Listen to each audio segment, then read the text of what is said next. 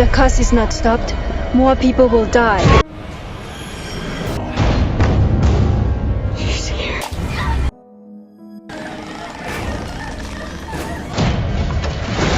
People are dying and you're acting like nothing is happening. She needs to drink. Drink what? Please, you won't hurt. You didn't say anything about this. We are running out of time.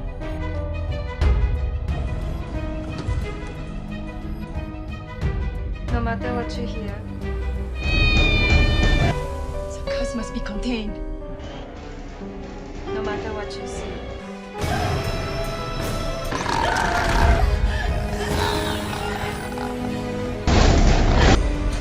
You have to understand.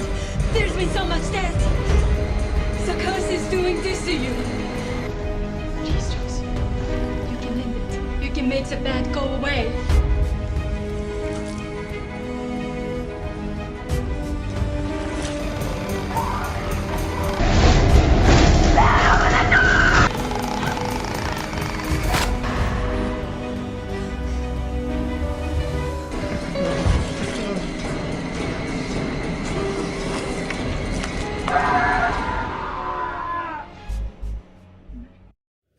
तो दोस्तों स्वागत है आपका हमारे YouTube channel में।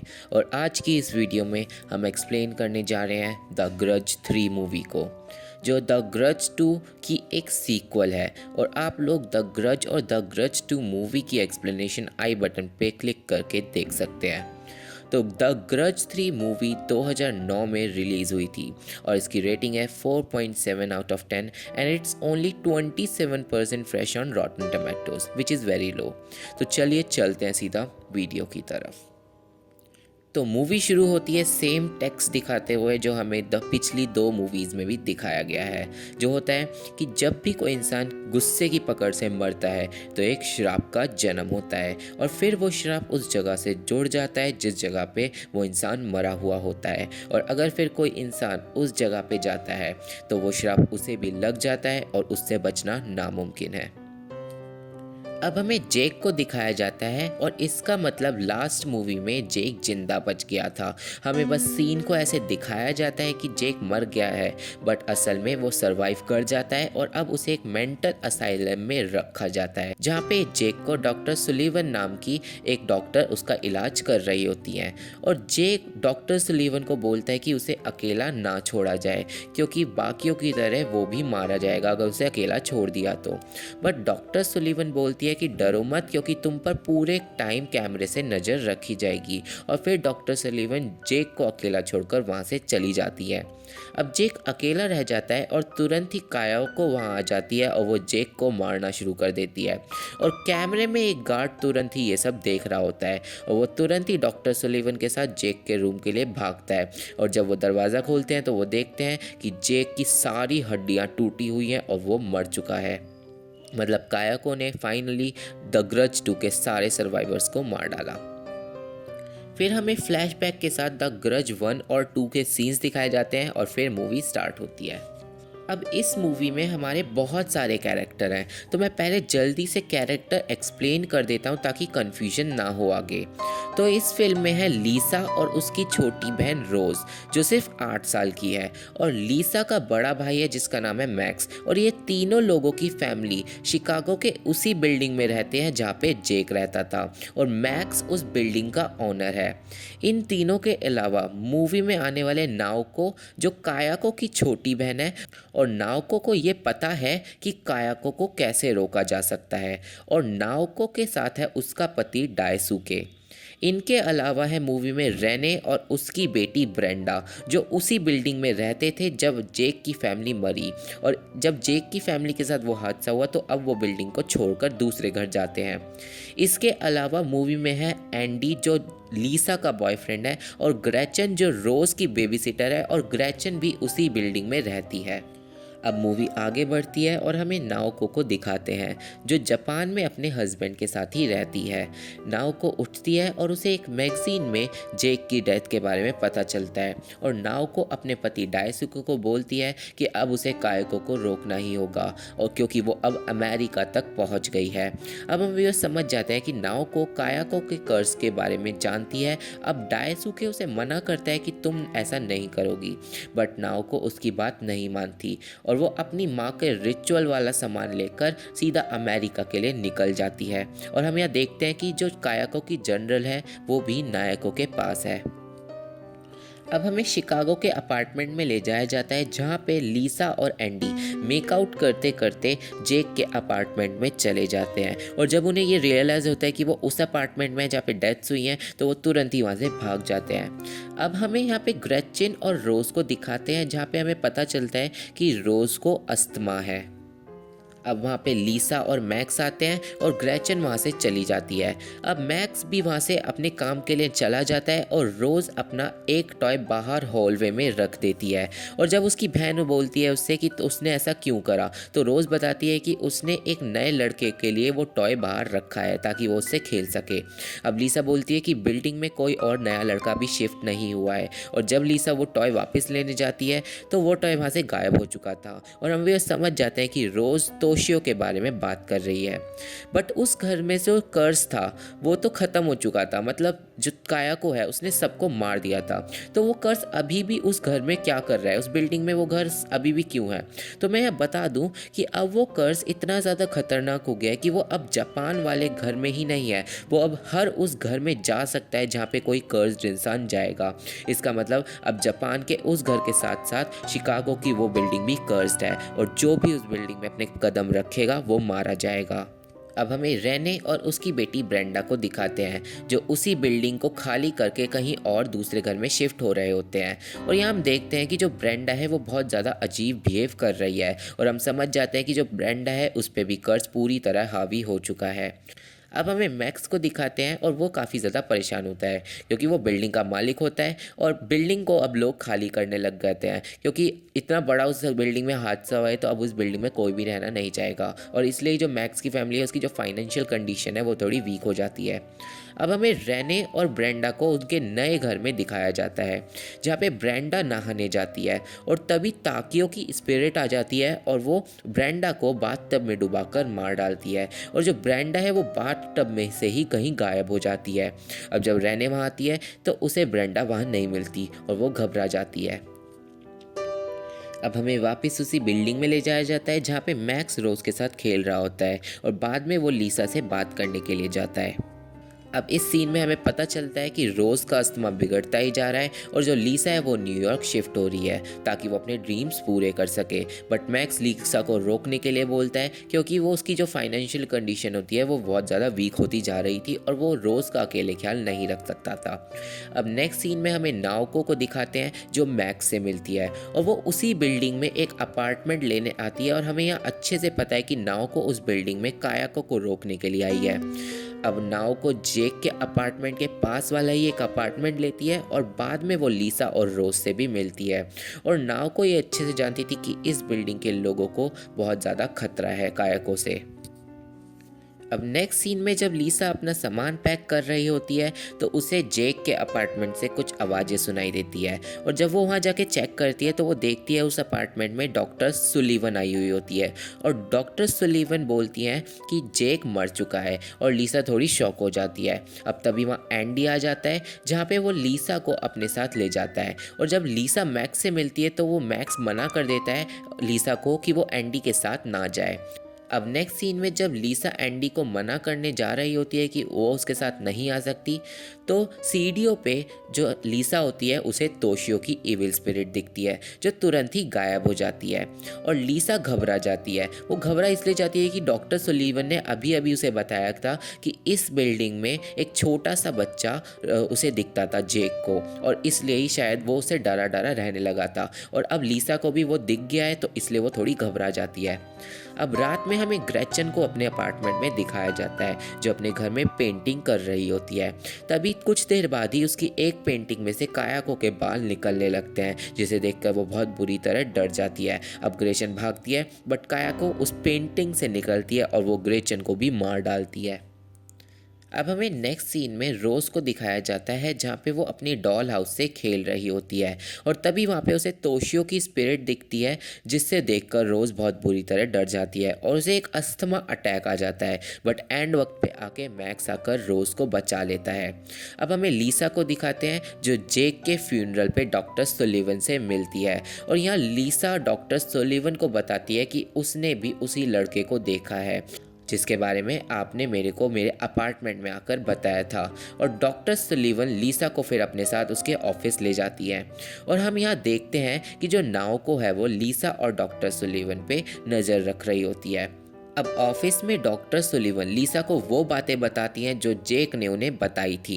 यहाँ पे लीसा को जापान के तोशियो और ताकियो और कायाको के मर्डर के बारे में बताया जाता है और यहाँ लीसा बोलती है कि ये वही लड़का है कि जिसे उसने अपार्टमेंट डे देखा था। वो तोशियो की फ़ोटो देखती है और वो समझ जाती है कि कुछ ना कुछ तो गड़बड़ ज़रूर है और यही तोशियो था जो उसके अपार्टमेंट में उसे दिखा।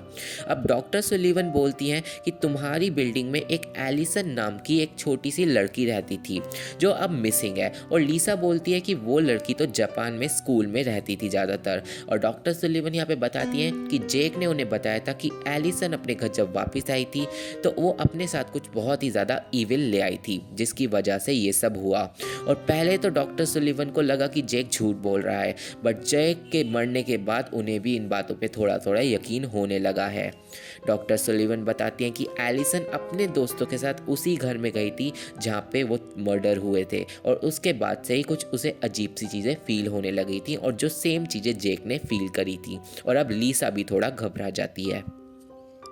अब लीसा घर जाती है जहाँ पे उसे रोज़ के अस्थमा अटैक के बारे में पता चलता है और अब लीसा रोज़ के रूम में जाती है और उसके बाल सहलाती है और थोड़ी देर में जब रोज़ सो जाती है तो लीसा वहाँ से चली जाती है। बट अब रूम में तोशियो आ जाता है और वो रोज़ के बाल सहलाता है जिससे रोज़ की आँख खुल जाती है। वो तोशियो को देखकर पूरी तरह डर जाती है और चिल्लाती है। उसकी चीख सुनकर वहाँ पर लीसा आ जाती है बट तब तक तोशियो गायब हो चुका था।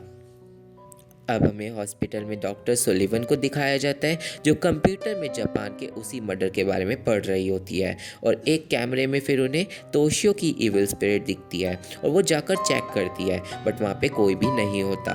अब वहाँ पे तभी कायाको की इविल स्पिरिट आ जाती है जिसे देखकर डॉक्टर सुलिवन बहुत बुरी तरह डर जाती है और वहाँ से भागने लगती है बट कायाको उनका पीछा नहीं छोड़ती और एंड में कायाको डॉक्टर सुलिवन को पकड़ लेती है और उसकी गर्दन मोड़कर उन्हें भी मार डालती है।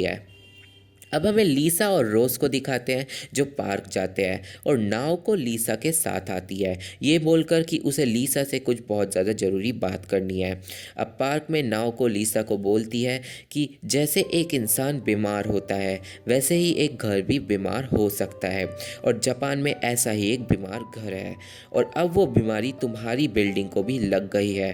अब लीसा को कुछ समझ नहीं आता और नाओको बताती है कि जापान में एक हस्बैंड ने अपनी वाइफ और अपने बच्चे को मार डाला था और फिर एक कर्स का जन्म हुआ और वो कर्स कैरी करके कोई तुम्हारी बिल्डिंग में भी ले आया है और अब जो तुम्हारी बिल्डिंग में हो रहा है वो सब उसी कर्स के कारण हो रहा है। और वो बताती है कि जो वाइफ थी उस लड़के की वो कायाको थी और कायाको मेरी बहन थी। और यहाँ पे जो लीसा है वो थोड़ी घबराने लगती है और नाओ को ये बताती है कि वो जानती है कि उस कर्ज को रोका कैसे जाए और ये सब फिर यहीं पे ख़त्म हो जाएगा अगर लीसा उसकी मदद करे तो।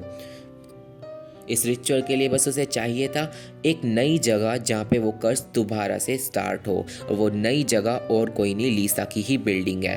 और नाओ को बोलती है कि वो ये काम अकेले नहीं कर सकती, उसे लीसा और रोज़ की मदद चाहिए। बट लीसा डर जाती है और वो मना कर देती है ऐसा करने से और वो रोज़ को लेकर वापस घर चली जाती है। अब हमें घर में दिखाया जाता है मैक्स को जहाँ पे उसे ग्रेचन के अपार्टमेंट से काफ़ी सारा पेंट बाहर निकला हुआ दिखता है। अब जब वो अपार्टमेंट में जाता है तो अपार्टमेंट की हालत बहुत ज़्यादा बुरी होती है और उसे ग्रेचन की डेड बॉडी उसी अपार्टमेंट में मिल जाती है, जिसे देखकर वो बहुत बुरी तरह डर जाता है। अब घर पे लीसा और रोज़ आते हैं और उन्हें ग्रेचन के बारे में पता चलता है और यहाँ अब लीसा को नाओको की बातों पे यकीन होने लगता है और वो अपना न्यूयॉर्क जाना भी कैंसिल कर देती है। अब हमें नेक्स्ट सीन में मैक्स को दिखाते हैं, जिसका बिहेवियर बिल्कुल ताकियो जैसा होने लगता है और हम समझ जाते हैं कि वो कर्स अब मैक्स पे भी हावी होने लगा है।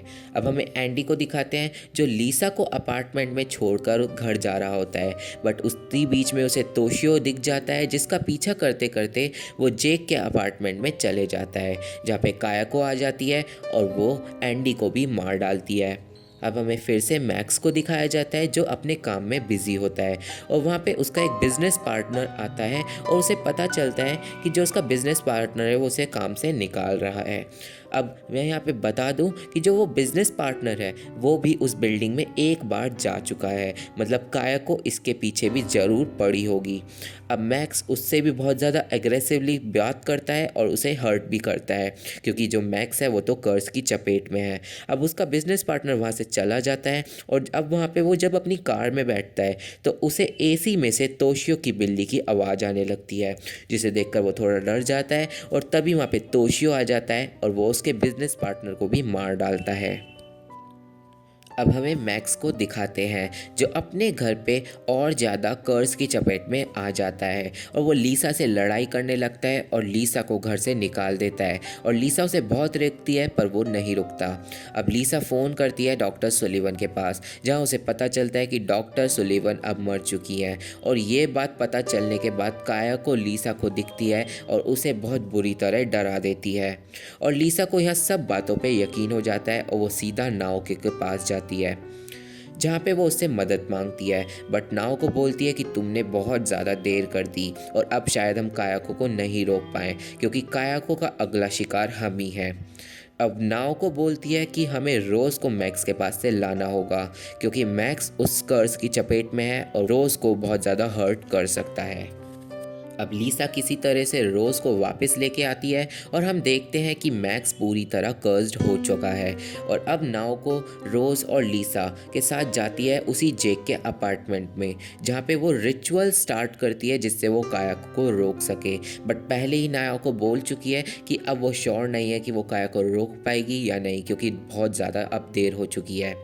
नाओ को कुछ मंत्र पढ़ती है और वो एक ब्लड ड्रिंक बनाती है जिसमें वो कायाको का कर्स डाल देती है और अब वो ब्लड ड्रिंक रोज़ को पीने के लिए बोलती है।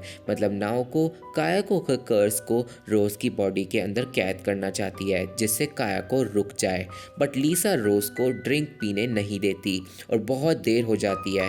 तभी नाओको को अपार्टमेंट में कायाको दिखने लगती है और नाओ को बोलती है कि अब बहुत देर हो चुकी है और अब हम कुछ नहीं कर सकते।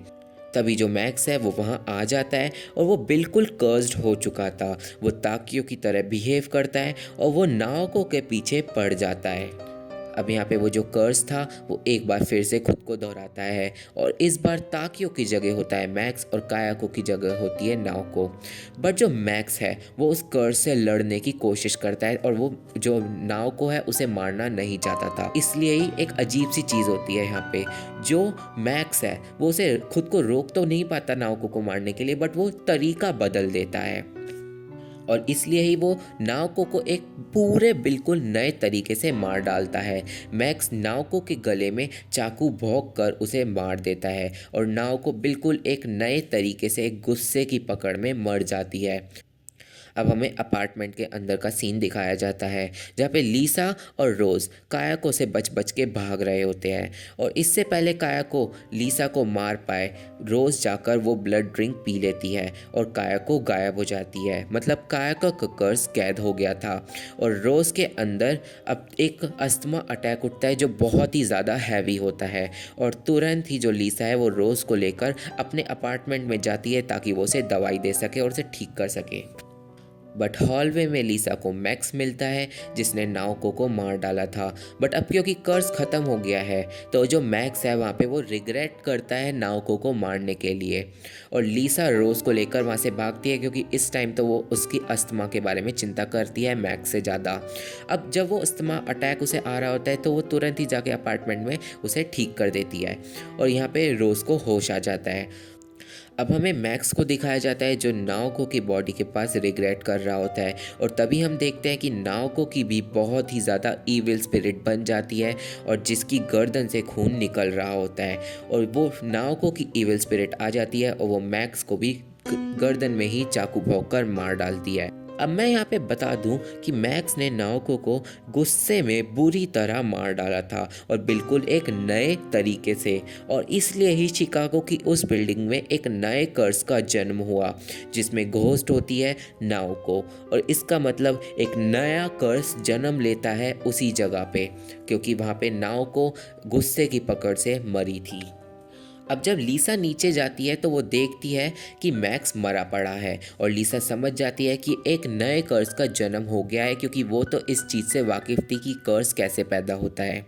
अब वहाँ पे पुलिस आती है और वो सारी बॉडीज़ को वहाँ से निकालते हैं, और जब रोज़ लीसा को गले लगाती है तभी हम देखते हैं कि जो रोज़ है उसकी जगह रोज़ नहीं होती, वहाँ पे कायाको होती है, और मतलब कायाको का कर्स भी अभी ख़त्म नहीं हुआ है, और कायाको को दिखाते हुए ही द ग्रज 3 मूवी ख़त्म हो जाती है। अब यहाँ पे 2 रीज़न हो सकते हैं कि कायाको का कर्स ख़त्म क्यों नहीं हुआ। पहला रीज़न ये है कि जब रोज़ ने ब्लड ड्रिंक पी तो वो ड्रिंक उसने नाओको के मरने के बाद पी थी, और इसलिए ही क्योंकि जो रिचुअल कर रहा था वो ही मारा गया, तो रिचुअल ने ढंग से काम नहीं करा और जो कायाको है वो जो रोज़ को मारकर खुद ही सामने आ गई, और इसलिए जो रोज़ है वो मर गई और कायाको ने उसकी बॉडी पे कब्जा कर लिया।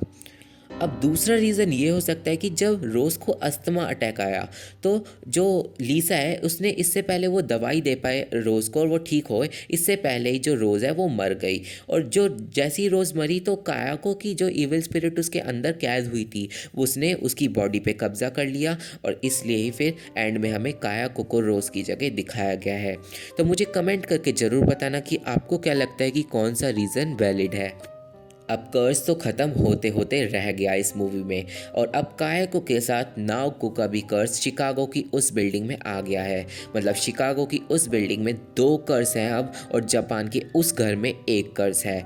और अब हमें द ग्रज 2020 मूवी में जापान के वाले कर्स से ही रिलेट करा जाएगा, मतलब जो जापान का घर है उससे ही कर्स की स्टार्टिंग होगी, उसमें शिकागो की उस बिल्डिंग का कोई भी रोल नहीं है। तो stay tuned for that explanation. तो ये थी एक्सप्लेनेशन द ग्रज 3 मूवी की, और इस मूवी में भी सारे लोग मर गए और इसमें तो कर्स ख़त्म होते होते रह गया।